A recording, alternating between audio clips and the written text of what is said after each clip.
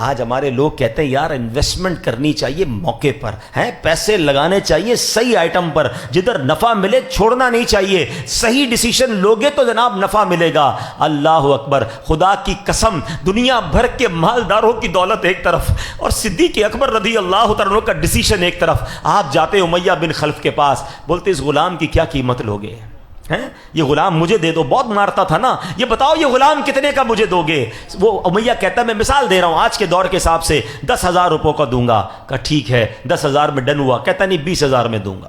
کہ 20,000 میں ڈن ہے۔ کہتا نہیں 30,000 میں دوں گا۔ یعنی اس زمانے کا جو کرنسی تھی امیہ ریٹ بڑھاتا گیا، آپ اوکے کرتے گئے، امیہ پھر سودے سے پھر جاتا، پھر ریٹ بڑھاتا۔ اس زمانے میں مثال کے طور پہ اگر غلام کی قیمت 10,000 تھی، حضرت ابوبکر سے اس نے 1,00,000 روپے طلب کیے، بہت مہنگی رقم بڑھا دی۔ حضرت ابوبکر صدیق نے کہا مجھے منظور ہے، اب ڈیل ہو گئی۔ امیہ پتہ ہے کیا کہتا ہے؟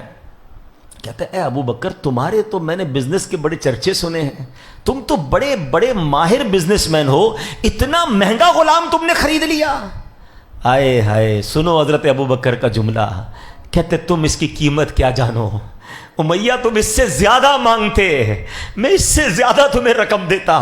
اے میرے پیارے اسلامی بھائیوں، وہ ہستی جو تپتی ریت پر بھی احد کے نام نعرے بلند کرتی رہی، وہ ہستی جس کو کافر مارتے تھے کہ اللہ کے نبی کا انکار کرو، وہ غلام ہونے کے باوجود اللہ احد ربی اللہ کے نعرے بلند کرتا تھا، جس کو حضرت ابوبکر صدیق نے خرید کر اب امیہ بن خلف سے آزاد کیا۔ یہ کوئی اور نہیں ہے، یہ بھی کسی اور کی بات نہیں کر رہا، ہم سب کے امام، عاشق کے امام، مؤذن رسول حضرت بلال حبشی رضی اللہ تعالیٰ عنہ کی داستان ہے۔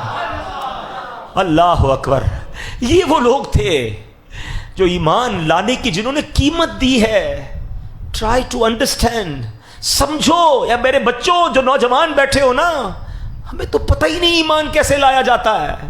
میں اور آپ اللہ کا جتنا شکر ادا کرے کم ہے کہ ہم مسلمان گھرانے میں پیدا ہوئے، ہمارے ماں باپ مسلمان، ہماری اور آپ کے کانوں نے پہلی آواز جو سنی ہے وہ اللہ اکبر سنی ہے۔